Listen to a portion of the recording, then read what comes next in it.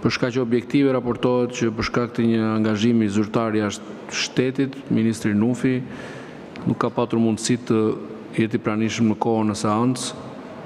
Zonja ministre ka një shpjegim? Zonja Ismaili. Po, kryetar, faleminderit.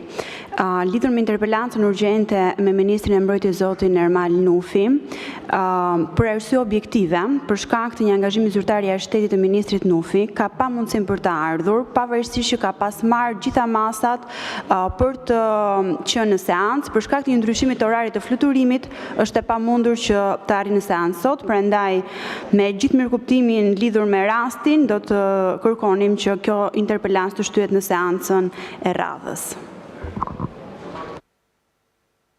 Në pamundësi të zhvillimit për shkak mungesës të ministrit Nufi, kjo interpelancë do të shtyhet për seancën e radhës. Pika tjetër, pika e 4, interpelancë urgjente me ministrin e arsimit zonjën Mirela Kumbaro, kërkuar nga një grup deputetësh grup parlamentar Partisë Demokratike. Interpelanca kërkohet në përputhje me nën 80 kushtetues dhe nën 97 rregullores.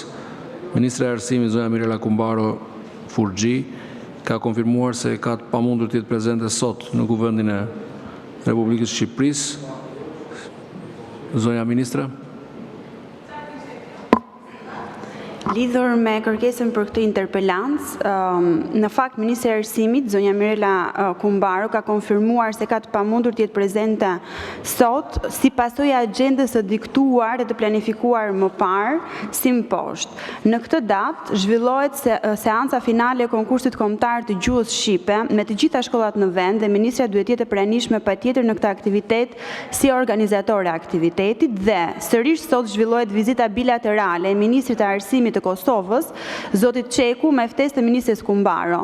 Theksojmë që të dy aktivitetet janë të planifikuara prej kohësh dhe do zhvillohen pra sot, dhe kjo interpelancë gjithashtu me mirëkuptimin tuaj do zhvillohet në seancën e radhës.